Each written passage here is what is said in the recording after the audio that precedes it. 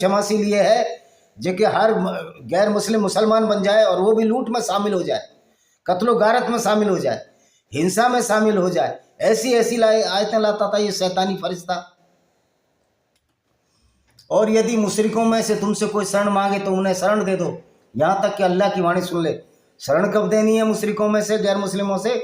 जब वो मुसलमान बन जाए, जब ईमान लाए, जब 5 कलमे पढ़ ले, 5 कलमे इनके 5 और 6, नमाज कायम कर ले, अल्लाह की वाणी सुन ले। अल्लाह की वाणी कौन लाता था? जिब्राइल लाता था। अल्लाह की क्या वाणी थी?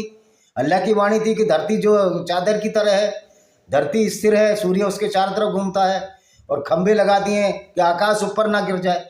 वारे से एक चिल्ली की कहानी, कहीं आकाश भी गिरता है, आकाश वायुमंडल है। तो मोहम्मद साहब जो जिब्राइल फरिश्ता था, एक शेख चिल्ली टाइप कहानियाँ लाता था। तो ऐसे तो सिख चिल्ली कुरान पढ़ लो और शेख चिल्ली की कहानियाँ पढ़ लो, दोनों में बहुत ज़्यादा फर्क नहीं है।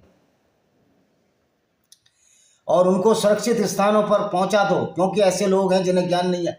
यार उन बेचारों को ज्ञान नहीं है कि अल्लाह की सेवा में क्या क्या करना पड़ता है।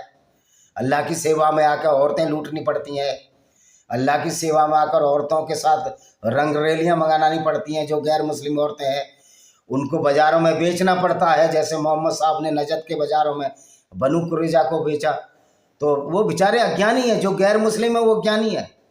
ओ भाई अज्ञानी नहीं है। अब तुम्हारी कुरान पढ़कर हम जान गए कि कुरान किस तरह लोगों को हिंसा फैला रही है, किस तरह लोगों को कत्लो गारत कर रही है, किस तरह हमारे मुस्लिम भाइयों का भी ब्रेन वॉश कर कर उनको भी हत्यारा और अपराधी बना रही है। ये क्या है? तालिबान क्या है? आज सीधे बन रहे हैं, क्योंकि अल्लाह की ताकत कम हो गई है गैर मुस्लिमों से।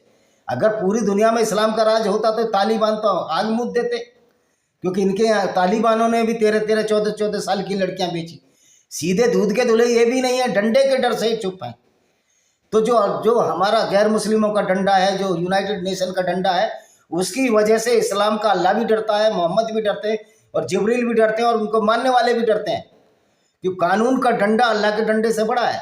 अल्लाह का डंडा तो अल्लाह का कोई डंडा ही नहीं है। अल्लाह तो ऐसे ग्रुप और गिरोह को पालता है जो सिर्फ गैर मुस्लिमों के खिलाफ लूटपाट की बातें करते हों, जो उनका सर कलम करने की बातें करते हैं। कुरान में लिखा हुआ है, ऐसी ऐसी आयतें जिब्राइल भेजता था।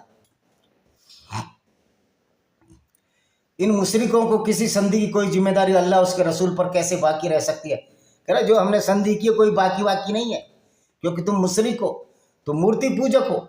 उन लोगों का मामला इससे अलग है जिन्हें तुम्हें मस्जिद हराम के पास, उन लोगों का मामला अलग है जिन्होंने मस्जिद हराम काबा के पास संधि की थी।